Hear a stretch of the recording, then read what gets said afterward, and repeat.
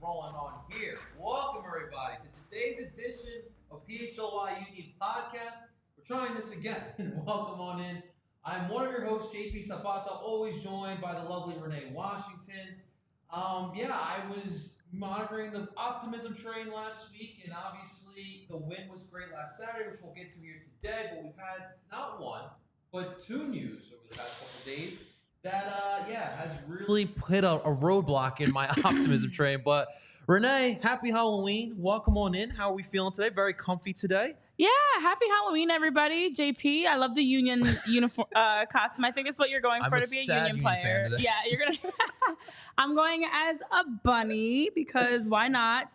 In my older age, I've gotten more practical, where my costume is not only for comfort, but it's also for practicality of being able to wear this around the house or even for Easter. So I'm thrilled that it's a gloomy day because I've got my jammies on already. I don't even have to go change when I get home.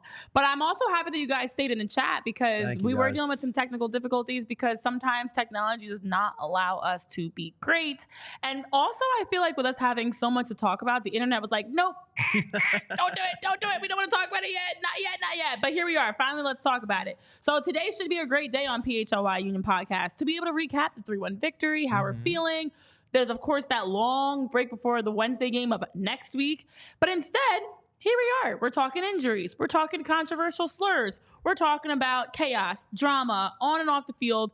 And this team has already had so much chaos this season. Why not just sprinkle on a little postseason version, starting with Kai Wagner, because Kai reportedly... during the game, I still don't understand. I have several questions, but we're going to unpack this here together, guys. Kai Wagner allegedly used a racial slur towards the forward for New England Revolution, Bobby Wood. Bobby Wood does speak German. The slur was in German. So Wood, having lived in Germany for over a decade, was able to understand the slur, picked up on it. And JP, you actually not only were there, but you also had a chance to slow down the footage after the fact and try to take a look at it because Bobby Wood, you can see the immediate reaction of what Kai was saying to Bobby Wood, them also trying to get the officials to kind of like listen to what their argument about the fact that Kai said something racially wrong and discriminative. Yeah, so if you guys want to check that out, first off, make sure you guys are following PHLY Union, but also make sure to follow me, Parcero Philly. I put a slowed down version on my Twitter account. The video does come from, his name is Douglas Reyes Cerron. Good job, Douglas. He's a producer for the Le Batard and Friends production team over there. And so I kind of slowed it down. And one couple things that I noticed, Renee, was number one, Kai and Bobby Wood were pretty much isolated in the center of the pitch. Correct. And so at the certain moment, you could see Bobby Wood pointing at Kai, very upset, decides to go up to the ref and obviously plead his case of what just happened. Right. Veroni, who from my understanding as well, who subbed on in that match as well, understands German too. And he kind of confirmed what Bobby Wood said. Now, this wasn't German. There really weren't a lot of players around the situation besides Bobby and Kai, and Verona was just a couple feet away as well. So this is why we have an investigation. These are serious accusations. And as I said on social media today, this is really serious for a player to just throw that out there. I don't think this is a competitive edge. I think Bobby may have been personally attacked. We do need to wait for this investigation to be completed. But I just don't see how a player like Bobby Wood would just lie about that. And that's what's super frustrating because what Jim and the unit have cultivated as far as a culture goes in that dressing room, it is super positive. And they have stood up against systemic issues like this. We all look back at 2020. Their stand towards the George Floyd and the BLM movement. It was super special. So for me, that's what hurts the most. Like, how can Kai, being in this dressing room for so long, have those thoughts? I don't care what emotions you're feeling in a pitch. Like, the emotions get to you. Yeah. But never, ever, ever should it go towards racism. And it's super sad because last week we were all on the pay Kai train. And now a lot of people are ready to say goodbye to Kai Wagner because it's very simple. There's no place for racism in our game. Yeah, I absolutely am just disgusted by what unfolded because, as you mentioned, there's no need for it. Let's run it back. I know, Eugene, you're saying it's going to be an interesting show. Travman, you're saying Bobby did also point to his eye to low when it seems to ask what happened when he was asked what happened. So in the final minutes of the game's winding down. The yellow card was issued from Veroni as he fouled Nathan Harriel. That's what stopped the play. Obviously, the officials are reviewing through VAR. And while the play is being checked to see if it's a red card, you do see, as you mentioned, Bobby, Kai, and Veroni around midfield. So this is what makes it tough because there's nobody else there. And there's no camera footage to fully show what was said.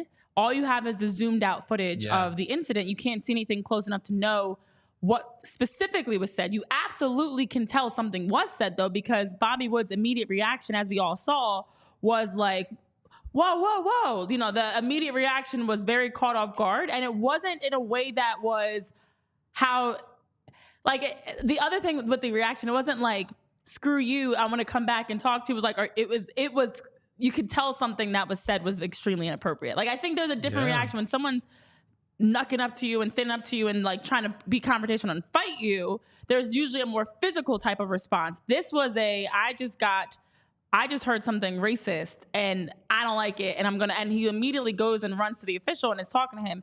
Now, the MLS did release a statement saying they're aware of the allegation that a player used discriminatory language toward an opposing player, and a review of the matter is underway. The league has been working with the MLS Players Association and Black Players for Change on a process to address these types of allegations, and will have no further comment during the pendency of the review.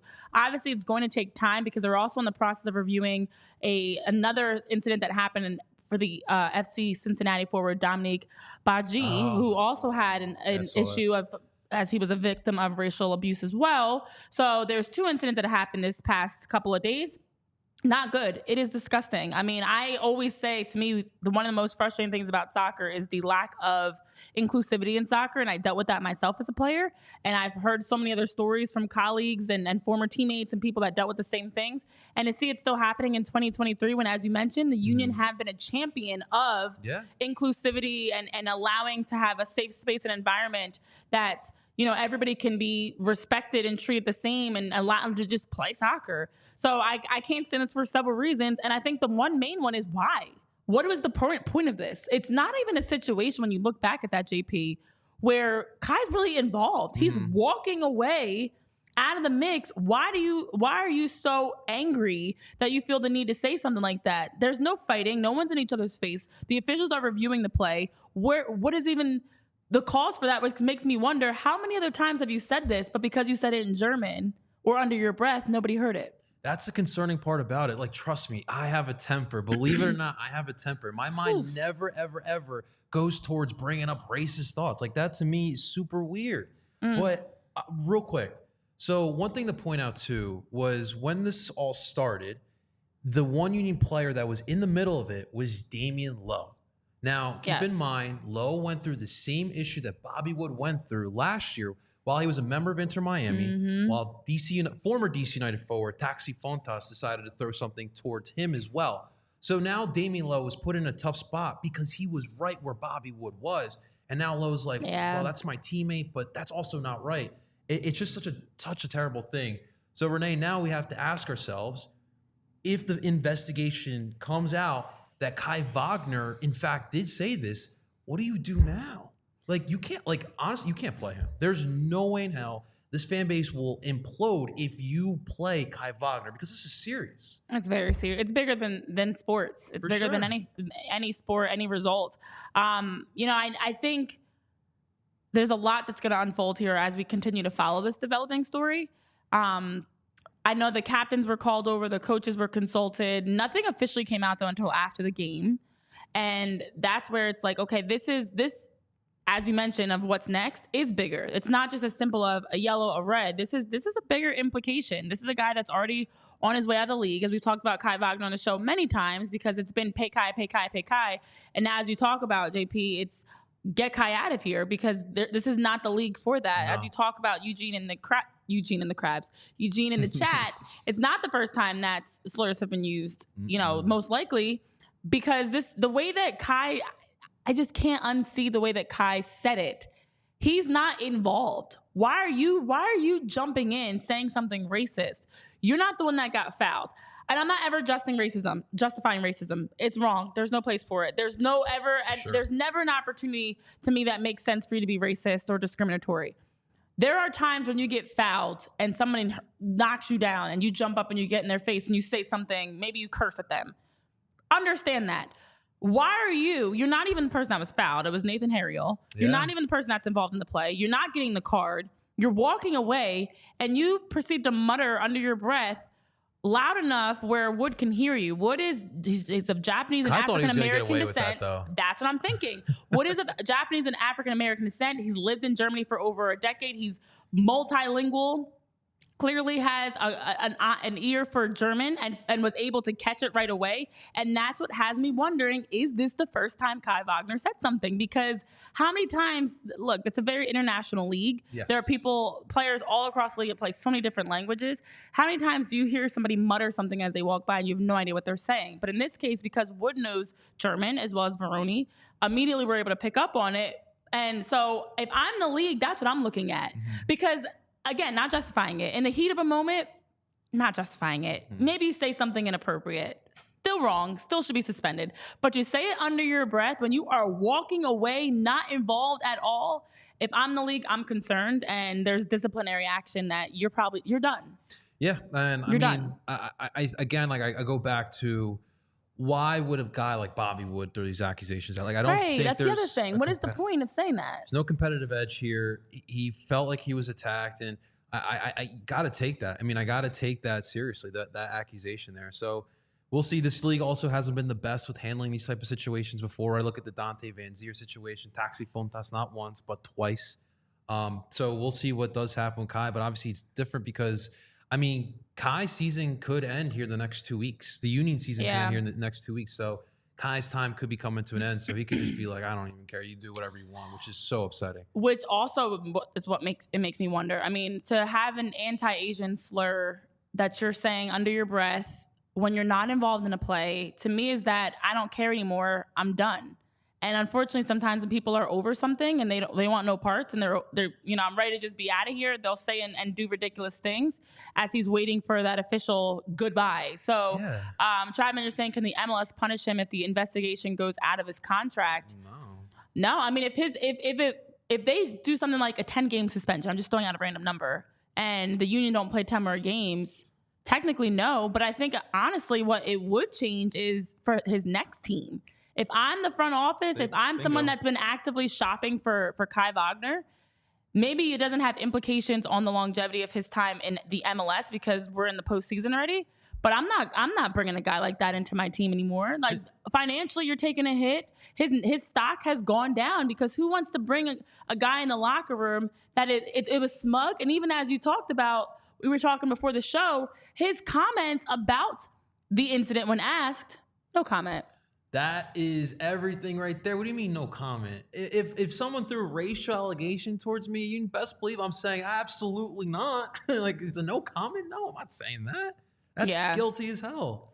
Tribeman saying many teams in some countries don't care, sadly. Sadly, that is the truth. It is the truth. I was going to say Serie A, La Liga, Jose, shouts Jose. I mean, Getafe literally signed Mason Greenwood, which is, he had the domestic violence situation himself, and they literally made a whole parade of his signing. So there are definitely leagues and clubs that don't care about this type of situation, which is unfortunate. Which is where he will end up, because he's going to go to a team or a league where they don't care and they don't have any sort of ethical boundaries, and they allow you to say and do whatever you want. Because unfortunately, sports draws in a lot of money, and it's not just soccer and around the world football.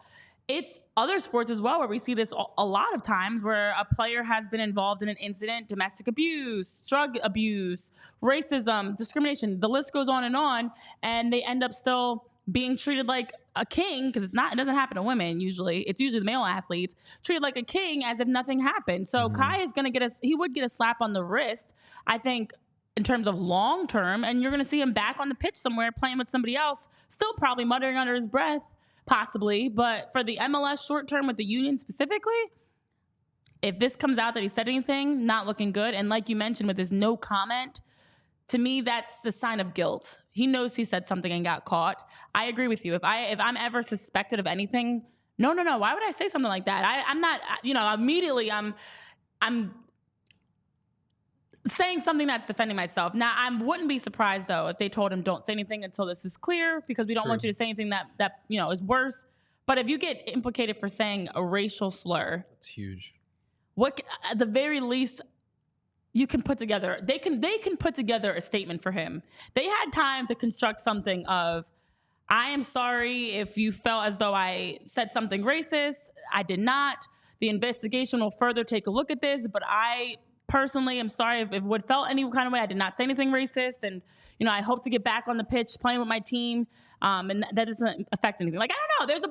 There's PR teams for this for a reason that literally will take a step back, have a conversation, and say, "Hey, Kai, what's happening here? What's going on here?" And now, before he goes into any sort of interview, we'll prep him on something to say, because to say no comment to me shows a sign of guilt. Yeah, and you talked about the altercation center of the pitch. Yo, Kai looks so defensive in that moment too. You mentioned how he was arguing, like he was like, hold me back, like that type of stuff. And it still made no sense. I still don't understand why. Like, the game was heated. Okay, it was, as the game progressed, and we'll talk more specifics about the actual game itself. The game progressed and definitely got more intense as it went on. But on the other side of it, you weren't directly involved in that play. It's Nathan Harriel. Why are you getting involved? And if you're defending your teammate, I get that, but it wasn't giving I'm defending my teammate vibes. Travis, you're saying how he reacted, he wants to leave. It's kind of like he's mentally already out the door, and he's just... Could very well be. I mean, look, El Brujo defended him too. I mean, El Brujo's not throwing racial slurs in Spanish. No, you can defend your teammate. You cannot be happy with the hard foul. Obviously, during that time, there was a pause. They're trying to see if it's a red card. It's heated, but you don't go that far. Like you said, there's no reason to go that far to the point that you're saying a racial slur. Mm-hmm. That's mind-boggling. Absolutely terrible. It definitely makes you wonder the future for Kai, what the union would decide. Of course, we still have to wait to hear officially what was said, what was not said. But everyone's under the microscope now, the Philadelphia Union especially, because they've been a team that's been really leading a lot of discussions with the various organizations, the MLS, Player Association, the Black Players for Change. They've been heavily involved in so many different topics around better pay, better environments, less toxicity, more inclusivity, and growing the game. And now one of your main players is involved in a situation where he allegedly was using a racial slur. Yeah. And we've never really had to deal with this in Philly. And we talked about last week just all the stuff that Jim has to kind of put, all these flyers he has to put out, and now this is the biggest one yet. Coming off of you mentioned it, the 3-1 win, it was euphoric. The way we were playing on Saturday was great, and then just to get into, we'll talk about the other side of news, but to get into this on a Monday to start the week, nobody wants to wait for the match. No one wants to go through Monday. Then you get this news, and it's just so disappointing. Like, Kai could have left here as a legend, as people wanting him to not leave. Yep. And now his legacy in Philly has just been tainted. I mean, yeah, this is terrible. Well, Coach brings up a good point that he's chiming in on this conversation with. Coach is under the weather, or else I would just let him speak himself. His voice is a little gone. But he said that maybe the union will step back and let Kai hang him out to dry a little bit and just let things unfold, because it does take the pressure off of them not to have to pay him. Because listen, everybody, I saw it in the chat. We've said it. I've been seeing it on Twitter. Everybody now is saying, don't pay Kai. It went from pay Kai to don't pay Kai. So this could be, sadly, a chance where he is, as you mentioned, tainting his overall legacy within the union to a point that everyone's now going to be like, let him walk. And we're not going to bat an eye on it. Players, fans, anyone is no longer going to be defensive and upset when Kai is gone, because now it makes, like, my first thought is probably what other people's first thoughts were. Wait a minute. He did what? And if he did that, when else has he done that? Typically, racism, in my experiences dealing with any sort of discrimination, it's not a one-time thing. When someone is discriminatory, I've dealt with sexism, racism, all types of stuff, colorism, usually if there's a pattern to it. If you don't just one day decide, I'm going to use a racial slur. You've been saying it, just not getting caught. And this time you got caught. So now he's almost falling. What is it? There's a saying where you fall on the sword or something like that. I don't know. Do you know that saying, Coach? No? Okay. Just me. Okay. He's like, quotes. I'm going to Google it because it's gonna irk me that I can't think of this. It's something about essentially... I'm good. Fall on the sword you die on the sword you fall. I don't even know. He's like falling on one sword. Like he's I don't know. I don't know. He's definitely falling on the sword. Messing himself up. Yeah, he's messing himself up because he's in a situation where we were actively supporting him, and no longer are we doing that. I mean, at this point, everyone's like, bye, see ya. Don't let the door hit you where the good Lord. Oh, wow, I'm 0 for 2. It's a long day, okay? What is it? Don't let the doorknob hit you where the good Lord split you. We got our eyes on trick or treating, guys. I'm just kidding. Renee's ready to. Let me just. Renee's bury ready for myself. Hocus Pocus. I need some carrots and a break. Listen, I can't think anymore of what the terms are. I'm going to stop trying to use these little sayings and things and just say, at the end of the day, Kai Wagner screwed up, messed himself up, messed up his future in Philly, messed up our thoughts on Kai Wagner and wanting to keep him. There it is. But I don't think that's correct now that I read that whole. See, I knew somebody knew live by the sword, die by the sword. Now that doesn't actually fully make sense anyways, but it's fine. It's not. The point is, I feel as though Kai Wagner, those who live by violence will die by violence. That's what it means. Sword, Jesus. violence. Lord have mercy. No, because the point is, now I have to connect the dots because now I just sound all over the place. The point is, Kai Wagner clearly has had some side of him we don't know. Mm-hmm. We all see Kai as getting assists, beautiful services into the box, incredible set pieces, lefty that you want to sign, one of the best left backs in the whole league. Now we're figuring out Kai Wagner's got a whole other side, apparently, that we don't know about, and it's choosing violence. It's choosing racism. And in this situation, it came out at an awful time where somebody was around you to hear it, and now you're going to live by the sword, die by the sword. Let me ask you, so if he came out and he fessed up, completely honest, guys, I'm sorry, I said it, it wasn't right, what would that change at all? No, nothing. That's like, okay, because I believe when somebody shows you their true colors, believe them. I agree. Someone has exposed themselves to you, you don't let that slide and make excuses, because it's like the person in an abusive relationship where someone is cursing them out or something and they keep saying, oh, I'm sorry, this will be the last time. No, it won't. This will not be the last time, because if you were able to say it that casually, let's keep in mind the circumstances. He's not in someone's face going back and forth and it slips. Yeah. He's walking away, they're nearby, and he lets it slip. So if you're able to casually be racist like that and drop a slur, when else are you doing it? Yeah. How much have you done that? And it's not a one-time oops. It's something that you were way too comfortable throwing that out there, assuming that nobody would hear you or that nobody would understand you if they did hear you. So to use an Asian slur under his breath like that, In German? Yeah. No. Peace. For me personally, just because I feel like for a lot of times in today's day and age, a lot of people don't like to take full responsibility for their actions. I would appreciate it. But if that happens, the protocol has to be, that's it. There's no suspensions. There can't be fines. That's it. You're done. You're gone. You're cut. That has to be the precedent. I'm going to go as far as to turn the tables. If someone was to use the N-word against me, there's no way that I'm if they come back and say, oh, I'm sorry, I shouldn't have called you the N-word, I'm just going to be it's okay. It happens. It does not happen. You don't just that doesn't just accidentally roll off your tongue. And that's one of the most offensive things that somebody could say to me if they called me the N-word or a B. That to me are the things that immediately I put myself into Wood's cleats and was thinking, how would I feel if that were me? And what words would trigger some sort of a response like that. And there's no way you can ever make an excuse for that or apologize for that, because you casually say it to me, that's a wrap. You should apologize, take accountability.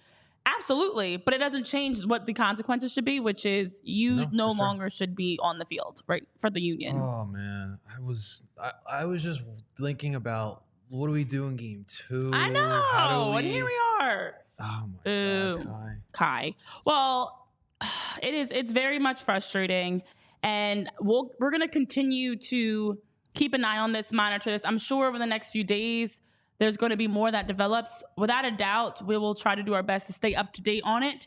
Unfortunately, I also think it's going to take some time. This is a serious matter. This is not something that you want to take lightly if you're the MLS. Not only are the Union under the microscope, but so is the league, because the league has been growing substantially, doing a good job. Obviously, there's been various things over this season alone, playoff format changes, bringing in Messi, expansion, all these things that are positive. This absolutely, especially with the other incident with Cincinnati, are going to be opportunities for them to show what they stand for. So they're under the microscope for sure. All right. Well, I would normally do a witty transition, but I don't want to do one for a topic like this to transition out of racism because there's no place for that. So let's talk about, on the other side, Soul Savvy, because Soul Savvy does allow you to be able to rock some great sneaks for all of you sneakerheads or the casual sneaker buyer or maybe someone that's somewhere in between. Soul Savvy allows you to stay up to date on releases. You don't have to miss out on any drops. You can get great prices. And so you can download the Soul Savvy Drops app. And the Drops by Soul Savvy app makes it easy to keep up to date on latest news, releases, raffles, sales in the sneaker world. It is your one-stop shop for everything sneakers. So the drop alerts give you instant notifications. You don't have to miss a release again. You'll get notified with whatever your size is too, which is also key because sometimes they might have a great shoe that's not in your size. They've also got free raffle management, so you can keep track of all the raffles that are happening, as well as that calendar. The release calendar is updating you on upcoming releases. So whether you're the casual buyer, the sneakerhead, or somewhere in between like myself, they've got something for everyone. And you can go on over to Soul Savvy. You can also scan the QR code that is on your screen. And then with that, you can get started today. So sign up for Soul Savvy by clicking the links in our bio, scanning the QR code on your screen, or heading on over to soulsavvy.com/PHLY to get started today on the Drops by Soul Savvy app. All right. Jim's unfortunately, you what? Jim's got to get on that app. I know. He had these Air, I think it was like Dunks. It was like brown and black. It was beautiful on Saturday. He brings some swag for sure. Travman, on the last topic before we move along, was saying, personally, it would be very much appreciated for an apology, but he agrees you're still gone. If he was really sorry, he would go to classes and training and re-educate himself, but still gone. Agreed with you on that, Travman. So we're going to keep an eye on that because education is key. The following steps in terms of consequences are key because it also is just sending a message to everybody about what is and is not tolerated here. So unfortunately, that wasn't the only bad news, JP, that we had since that game. I mean, it was just like, pew, pew, pew, pew, pew. What else can happen? What else? What can go wrong? Oh, let's test that out. As we were talking about the result possibly being what went wrong, and maybe the Union weren't going to come out and play well. Oh, they actually came out and played very well. Yeah. But it was the other issues, JP, and you were there. You got to see it. So we were in Jim's presser, and I was expecting it to be, a typical presser, and then Jim drops the bomb of Glesnes needing surgery on a sports hernia injury. And I go back to my 12-year-old self. Remember when Donovan McNabb went through that, how painful that sounded. And Glesnes is going, actually, today he had surgery. The report on Saturday was Glesnes was going to go through surgery today. So the timetable is not for sure. Jim has some optimism towards Glesnes because he's a tough guy. We all know this. He's been playing for this for a while, too. I know. Playing in soccer with a lower body injury like that, that's incredible. But yeah, so Glesnes is going to be out for a little bit, guys. It just sucks for him because we talked about this run that we were trying to go on, what happened last year, the team that remained from last year, that hungry they were. Now he's going to be out. You're missing that veteran leadership. Everyone remembers that Red Bull goal in 21 to win the game in extras. And that's all stuff that you're going to be missing out on. Now, Damian Lillard looks solid on Saturday, and that's probably going to be what you're going to be doing. The depth behind those two, you're looking at Oluwathu, who we got with the U22 initiative over the summer from South Africa. But yeah, I mean, depth all of a sudden, we talked about the midfield during the summer. We had so much depth, and we had so much depth at center back. And now you're down to Lowe and Elliott, essentially. I don't know what they do. I mean, obviously, we have to wait for Kai Wagner's status because he's been a center back option that they've used. Harry's been a center back option. Obviously, Wagner's not playing. So this is kind of a mess now with the Glesnes injury news. I'm going to redeem myself because I was wrong on my previous two sayings, and I'm going to go with a song by the Gap Band. You dropped a bomb on me. Do you know that song? Baby, you dropped a bomb on me. Dun, dun, dun. That's the bomb. The song is talking about exactly this issue. Like, got me all excited. Obviously, it's in different contexts, but you got me all excited, got my hopes up, and then you dropped the bomb on me. That is this, because I recall JP a few weeks ago, and ever since, when asked about Jakob Glesnes, Jim Curtin in the presser was talking about, we're going to manage him. We're going to rest him. He'll be fine. Everything will be fine. Burning House gif. He's not fine. And what makes me mad about this, unfortunately, is the turnaround time of this is a few weeks. Yeah. So Jim was saying, and according to the training staff and medical staff and whatever professionals, they were saying, this surgery won't be like a 1 or 2 week quick turnaround. It might take a few weeks that Glesnes is back. But if we remember, the time that Jakob Glesnes was starting to miss games was before the international break. So my math is telling me, what if this surgery that's not a season-ending year type of recovery, but seems like a few weeks, depending on, you can come back sooner. It is a sports hernia surgery, and hernias in general, it depends. It depends on the person, their body. I'm no hernia expert. I know of people that have had hernias, and it depends on the person. It varies. Jim did mention that Glesnes is a Viking. Obviously, he's a Viking. He's a strong guy. He's an Iron Man. And the thing is, when you look back at the last weeks of the regular season, obviously there was an international break. There was the New England Revolution game. There was like 1 game per week because it even was slowed down before then. September as a whole was a lot less in terms of games. So I'm wondering if it was getting this bad. I know they were trying to manage it and have him sit out of practice and play less games. Why not get the surgery sooner? Especially since this isn't something that's season ending. We're talking about a hernia, which is very painful, but it is something that could have been alleviated so that coming into the playoffs, you have him. Now, I do see on the other side the concern of the Union had to lock in a home game, number 3 spot. They were aiming for number 3 spot. Of course, they fell number 4. There were other things in the air still, but in my opinion, after clinching back against, was that Charlotte, that Wednesday night game? Yep. Glesnes is done. Yeah. Get that surgery, aim to have him back for the playoffs, because the regular season, although you love to have a home game, the regular season at that point is less important to me, at least, than having Jakob Glesnes healthier. Now, I know in the chat, Chapman, you're saying, yeah, go ahead. I'll let you jump in on it. No, I mean, it's with Glesnes, it's tough because he's a competitor, right? He wants to be out there every single match, but you obviously have to be smart about it. It's funny because, the Union don't typically loan out players. And this year they decided to loan out 2 players. Andres Pereira, his loan is now over because NYCFC's season's over. And Brandon Craig, whose loan is also over because also season's over. But ALLCITY didn't play Craig once. And we talked about it during one of our episodes. Jim mentioning that Craig is not good enough for the first team, but also is too good enough for the second team. And what I would say, I would feel a little more comfortable with this Glesnes situation if I had Craig as the guy coming off the bench, because at least that's someone who I've seen, and I feel like he could play some minutes here in Major League Soccer. So you'd go with Craig right now? As a backup to Lowe and Ellie. I mean, it's better than Oluwathu, who I haven't seen anything from. I don't even know what veteran options there are out there at this late of the season. But it's just a situation where you're screwed. Not to put in another term, but you are screwed. Glesnes, like I mentioned, not only does he provide veteran leadership, obviously, anytime he touches the ball, the one thing you always hear in Subaru Park, shoo, you kind of miss that as well.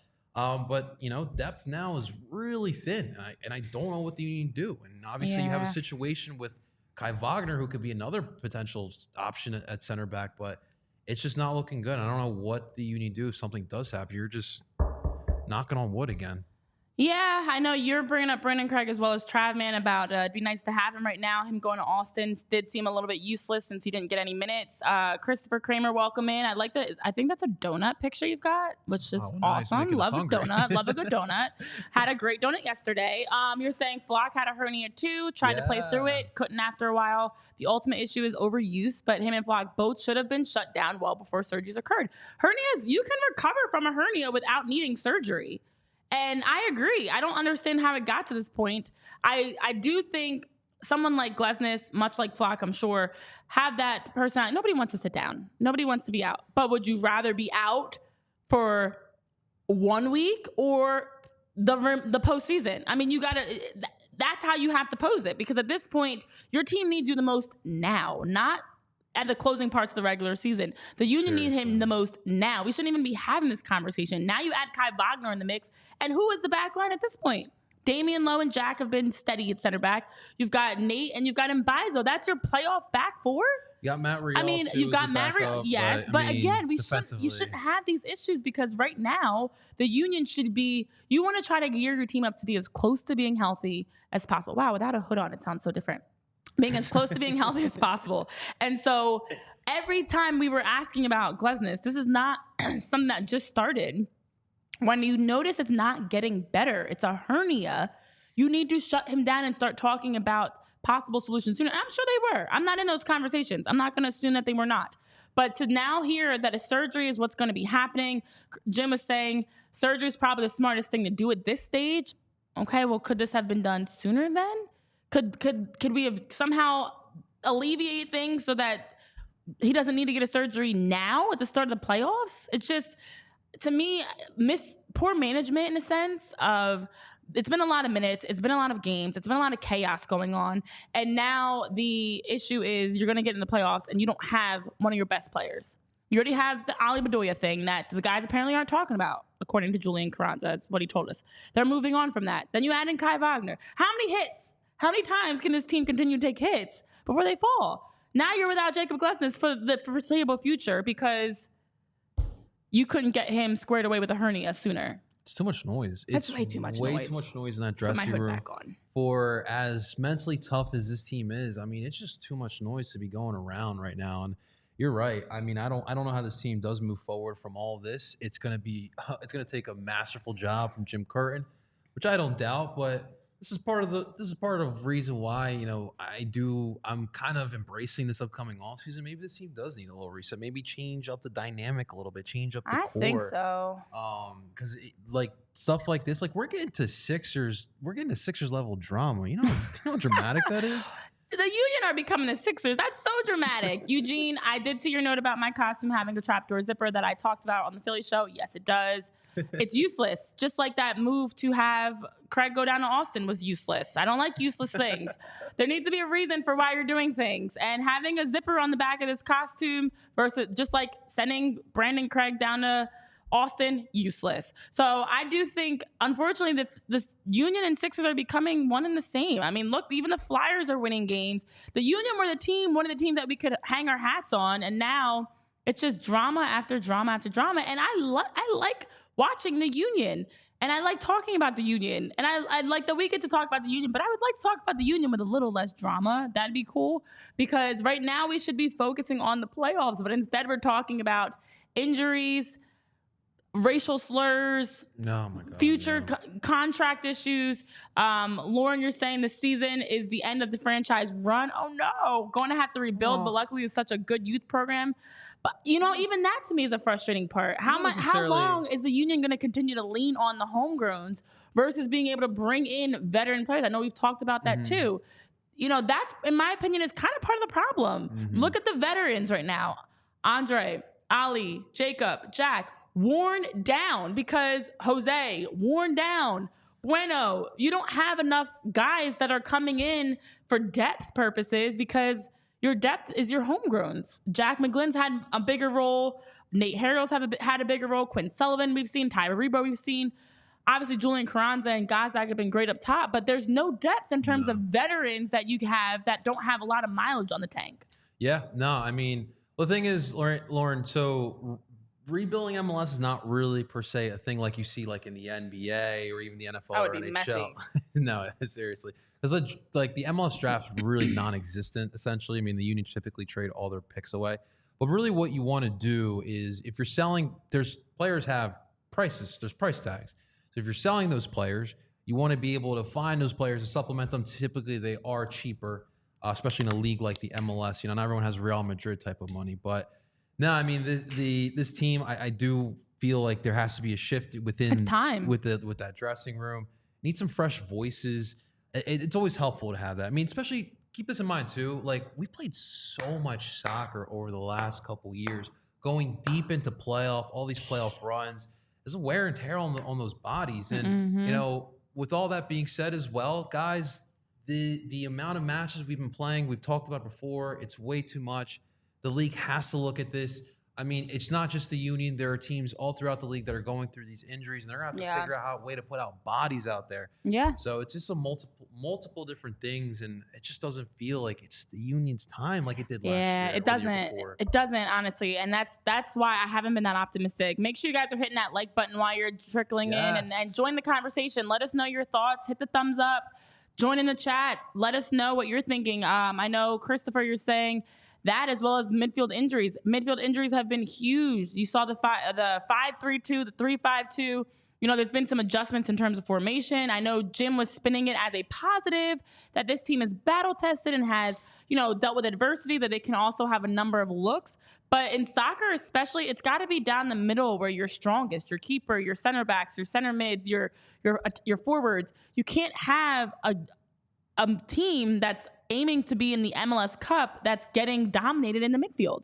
You have to have a strong midfield that can control play, control the tempo, and the injuries in the midfield, the lack of depth in the midfield has been an issue. I know, Lauren, you're also talking about Bedoya being the mainstay. He's part of that problem too.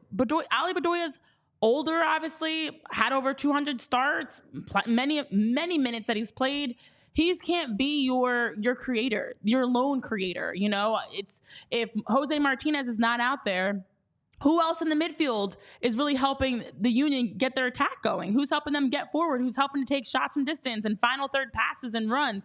You don't really have that. You have a lot of possession guys. You've got a lot of good balance middies and a Jack McGlynn, even Flock. But they don't have those game-changing midfielders outside of what Jose Martinez can bring. So, yeah, I agree. It seems like this is time for some changes, some new voices. And I like what the youth brings of fresh legs. But I also think in building a team, you have to have some older veteran guys that you're bringing in. And you know, that's guys that are going to be able to come in and be competing for a starting spot, coming in being someone that can contribute, whether it's on the offensive end or helping to get clean sheets.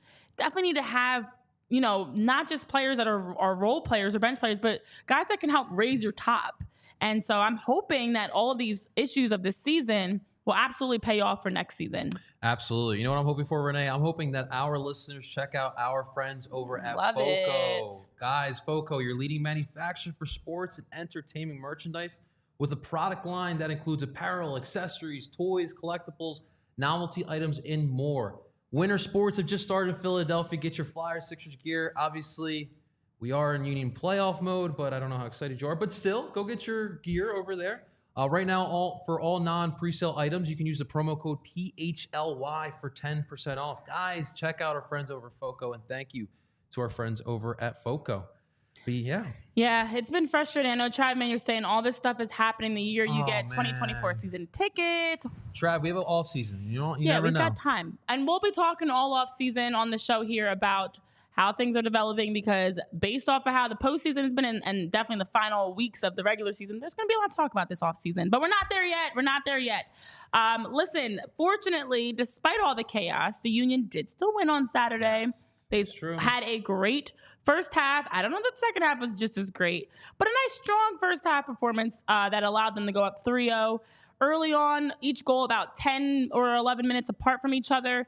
And that in itself was a positive, that this team was able to get one goal and keep going. They didn't take their foot off the gas. They were able to put the Revs away, especially since in the 8.5-minute mark, we saw an incredible chance by New England. Fantastic, 3 different shots, including the one that went off the crossbar, and to hold them scoreless, and then just minutes later to come down. Julian Carranza draws the penalty kick, then Ogazdag finishes, the Union get on the board, and they don't stop from there. So overall, solid first half. I know Coach and I were talking before the game, not the greatest second half when you look at the first to second, but still came away with the victory, JP. Yeah. How are you feeling after the win Saturday? Well, obviously, at that moment, I felt really good. Not so much now. Not so much now. But it wasn't perfect, right? But they did a lot of good things right. And everything kind of changed in that first half. Carles Gil did not look right. He went on the ground, and obviously fans thought he was just wasting time because he thought they were just trying to walk out with the draw. But no, like, he legit had an injury. And we talked about it during the preview. He's so important to what they do. And once he got subbed out, it looked so off. Like they wanted to attack, but there was no purpose in their attack, especially when they're always relying on that guy in the center to kind of create those things. They're just looking for that guy, and there's literally no one there. They kind of switched to a 4-4-2. We talk about Bobby Wood. He's the one that kind of subbed in there. And they were, again, just attacking without purpose, and the Union just capitalized on that. Gazdag won, obviously. You catch Jackson, the goalkeeper for New England, in a tough spot. He's not reading that play right, and he fouls Carranza in the box. Gazdag's going to nail that in there. Yep. The Urre one, I don't want to talk about Kai Wagner, but he really set that up very well, where Urre was just at the right place. Both of the second goal, third goal. Your boy Nate. Those hops again. Man of the match as well. Ariel, that's for sure. We got to get the Air Nates out here, man. We get those sneakers. I like that. Air Nates. Jordan, holler at Nate. But no, he again off a set piece, getting at the right place at the right time, and then in the second half, I don't know per se what it was. Some of the substitutions, like Veroni coming in, that definitely did help. I do feel like the Union kind of just put the foot off the gas pedal. That Gustavo Bau goal was so frustrating. Like, he puts the defense on skates. It's very uncharacteristic. And, I'm glad that this is Bau's final year, because I'm tired of these wicked shots that he's been hitting on Andre Blake, and they've been going in. But they closed it out. Obviously, we had some extracurriculars. The emotions are going to be high. It is playoff soccer. Yeah. New England hates Philly. Philly hates New England. And, I mean, with that performance, I really wanted to take that momentum into game 2, but now with everything that's been going on, it's a whole other ballgame. The fact that there's no aggregates, Renee, changes everything, because now this game essentially does not even matter. Correct. Because now you got to go into game 2 with even more emotion. You struggle at Gillette Stadium. Honestly, I think the momentum's on New England's side, but I did feel like there were things that they could build upon, but I don't even know now because of what's been going on.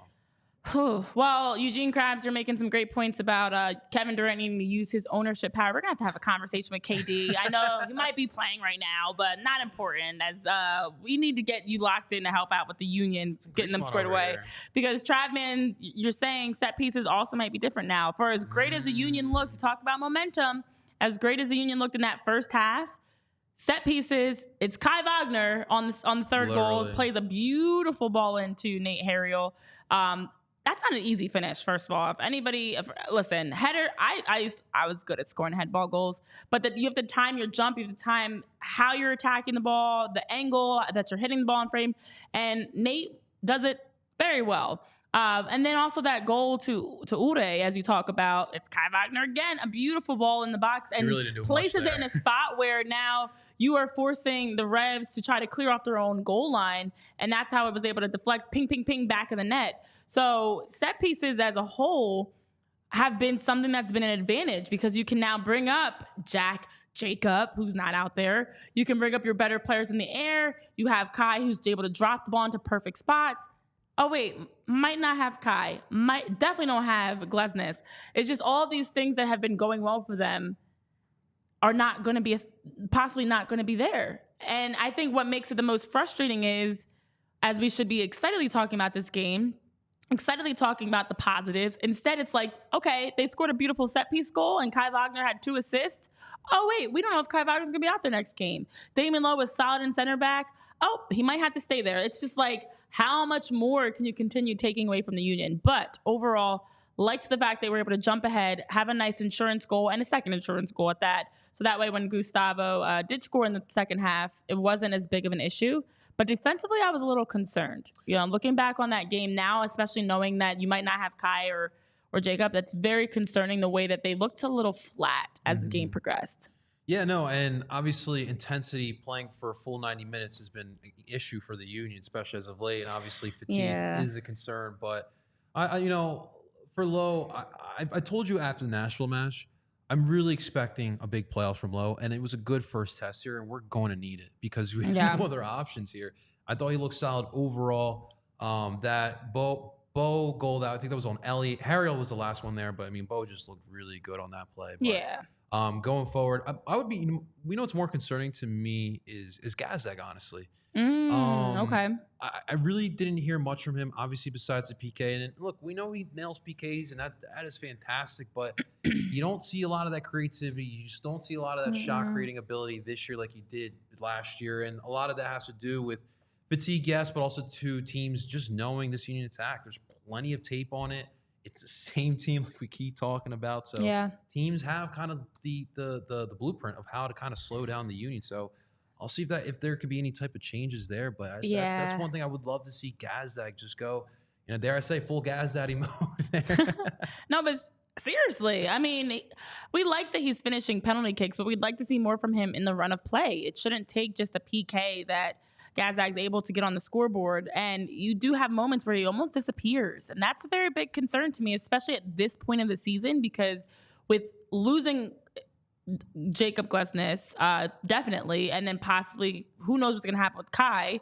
And in general, this team has had such an up and down with injuries and not being able to play 90 minutes. Well, you need your big names to step up. Yeah. And Julian Carranza has been solid. Obviously, he creates the penalty kick with that run, but you need more. You need more from them. You can't have them now in the biggest moment completely disappear. And so I think that's why I'm the most frustrated, because yes, you get past New England. Obviously, you still have to play them again. But as someone was mentioning in the chat earlier, it's concerning now for the future because it only gets harder from here. And you need to have, it's not going to be Jacob Jackson in net. It's going to be a more experienced, more aware keeper. Obviously, we still have to talk about, and we'll probably get into this on Thursday, who's going to actually be in net for New England. Who knows?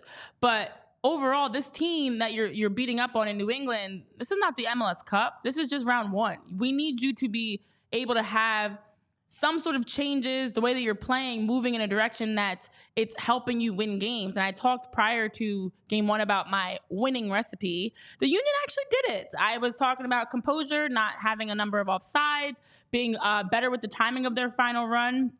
And the Union had 2 offsides calls in that game. Also just being able to create in the final third and, sticking together as a team, playing with intensity. And I thought that they did a lot of the things that I was hitting on. But now, to me, I want to see, can you take that next step as we get ready for game 2 and be even more creative, creating even more options? 18 shots on the day, just 4 of those on target. So that's less than a third of your shots that are actually on frame. And obviously 3 of them went in.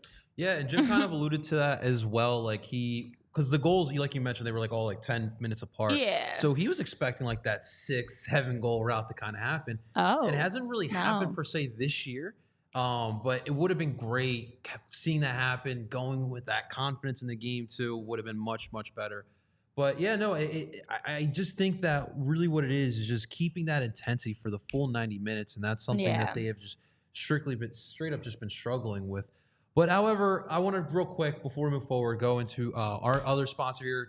I want to talk about our dear friends over at Hero Bread. Ladies and gentlemen, if you guys know me, I always just try to eat a little bit healthier. And obviously bread, being from Philly, bread is everything to us. But guys, you don't have to go stick to your usual Stroman, your Acme brand, your ShopRite brand. You can check out our friends over at Hero Bread.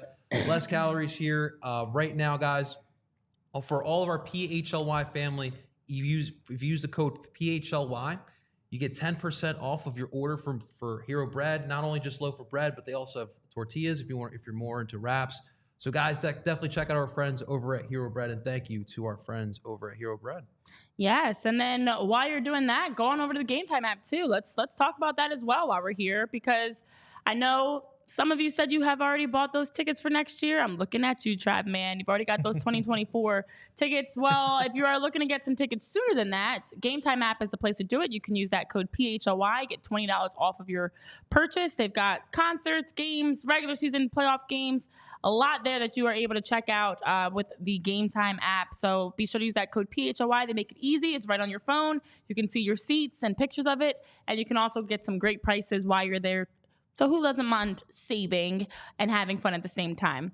So there's been some chaos, obviously. Not just with the Union. As we talk about, the Union are becoming Sixers level drama. As I just saw a notification that Joel Embiid was fined $35,000 for his Triple H celebration that he did against the Blazers. Yeah, so this is where we are. Sixers Union are like almost trying to outdo each other of like who can have the most drama. James Harden trade happens. Kai Wagner, racial slur. I don't know. But on a positive though, that's not dramatic, is Jose Martinez getting nominated for Goal of the Year. Yes. From his June goal against Orlando. There was a tying goal. The Union in that game were down 2-0. 2 unanswered goals. Jose Martinez scores in the final minutes, and it was a beauty. And you guys can go vote for Jose. I love seeing that. Vote. Please go vote for El Brujo, because that goal, that like knuckleball goal, first time volley, that's like a bullet. If somebody got hit with that, they'd be knocked out for sure. Almost like it went through the net. Yes, and what a first goal it was, that it's up for Goal of the Year, and that's how you started out with your first MLS goal. So Jose Martinez, make sure you're voting. I know we'll be tweeting out the links and stuff, because that goal was a beauty and not dramatic in a bad way. We like that.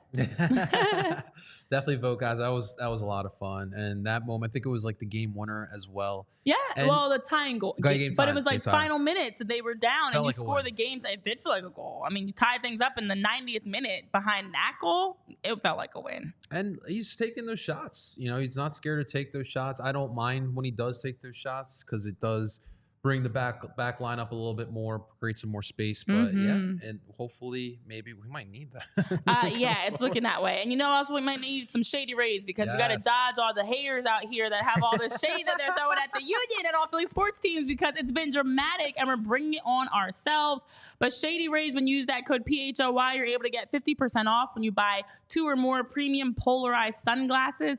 Now, Shady Rays has so many stylish different types of eyewear. Snow goggles, they've got sunglasses, might go great with your Halloween costume, although I don't think it would ship that fast, but maybe next year. So while you're heading out to go soak up some rays, hang out on the beach, hang by the pool, if you're traveling, if you're out at the game or at the ballpark, wherever you're going, you can get some stylish eyewear, and they've got great prices. And what makes it even better is that if you lose or break any of your sunglasses or eyewear, they will replace it for you at no extra cost. So for those that are into winter sports or wanting to go out and relax, you can use Shady Rays to be able to get a nice discount. So shadyrays.com, use that code PHLY and get 50% off when you order 2 or more pairs of polarized premium sunglasses.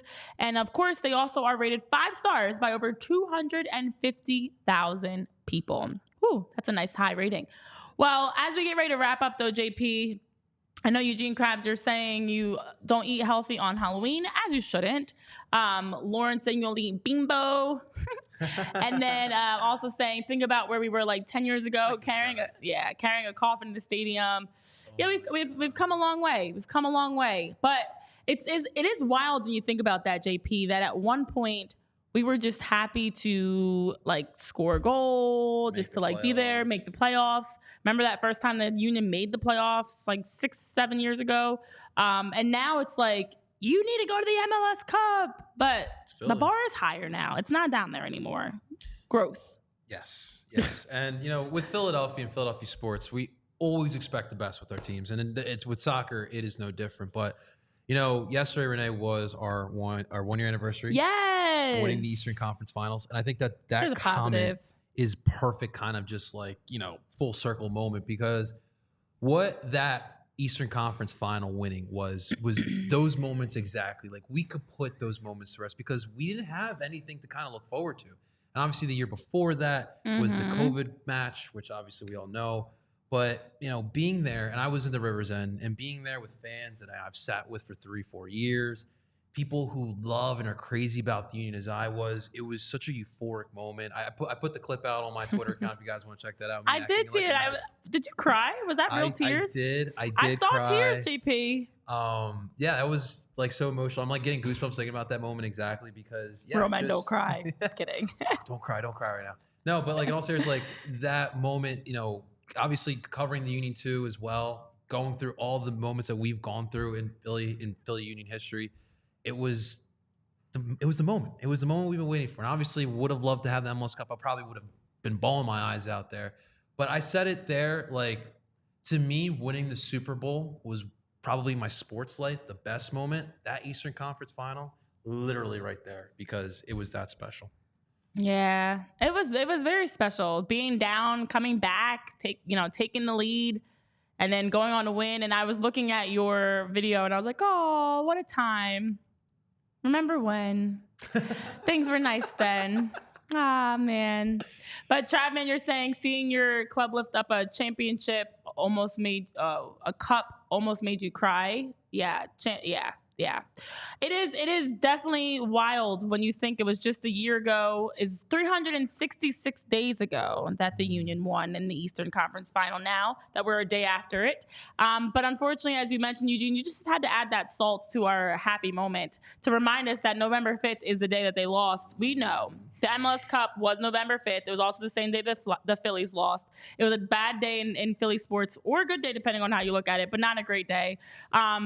It was a no good, very bad day, as the book is said. But for the Union, it was definitely that moment that, as you mentioned, and as Lauren's talking about in the chat, and as we all know, when you look back on the first time that they won a playoff game, the Supporters Shield, all the different chaos and adversity and challenges and steps that the Union made to get to that point last year, and to also cement themselves in the conversation of being a top club in the MLS. That's part of what that run to the MLS Cup really brought. This is a team that doesn't matter if they're middle of the pack in terms of salaries. They're top of the pack in terms of standings, results, success, and being a competitor for winning hardware. So I loved the fact that you posted that, and people were also sharing their, like, where were you 1 year ago? Where did you watch? How did you feel? And I remember, like, it was like a pinch me moment. It didn't feel real because for me personally, having worked with the team and being there starting in 2020 when they won the Supporter Shield, it was kind of like I've been seeing this up close, the growth of this, and obviously before 2020, since just watching, like, Ryan Richter, a former colleague of mine, I remember starting to watch when he was playing with the Union, and I'm like, or a classmate, I'm sorry. I'm so used to saying colleague now.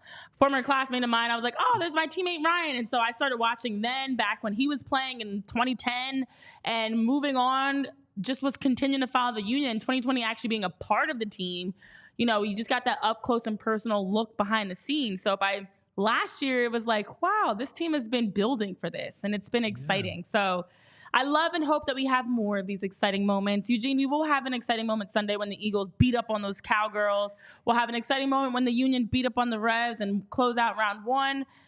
When the Phillies, the Phillies. I meant to say the Flyers. Oh, no, I meant to say the Flyers. I'm so used to saying the Phillies from hosting the Phillies show. When the Flyers continue winning, when the Sixers, I don't know what their starting lineup's going to look like now, but when the Sixers continue winning. It's a little bit like a rivalry. That was a reach. I should have just stopped after the Eagles. But anyways, JP, exciting things to come. We'll continue breaking this down on Thursday. We've got more here on PHLY Union Podcast. Thursday on our live show at 3:30 p.m. Eastern Time. It'll be the two of us. We're also going to have Larry back on the show. Hey. We'll take a deeper dive. Unfortunately, I did say the Phillies. Unfortunately, by then, we may know the repercussions of Kai Wagner. And I say unfortunately because I'm not that optimistic. And I'm hoping that it's not bad and it's a misunderstanding, but that's not the case of what I'm getting. So we will know more. We'll continue unpacking those details. It is about to be wing season as the NLL is getting started. I know about those Philly wings. But more exciting things here on PHLY Union Podcast. For JP, Coach, I'm Renee Washington. Have a great Halloween. Trick or treat, smell your feet, give me something good to eat all the candy you can, brush your teeth after so you don't have cavities. Please. And we'll see you back for more here on Thursday. Have a good one, guys. Doop. We all silly like the mayor.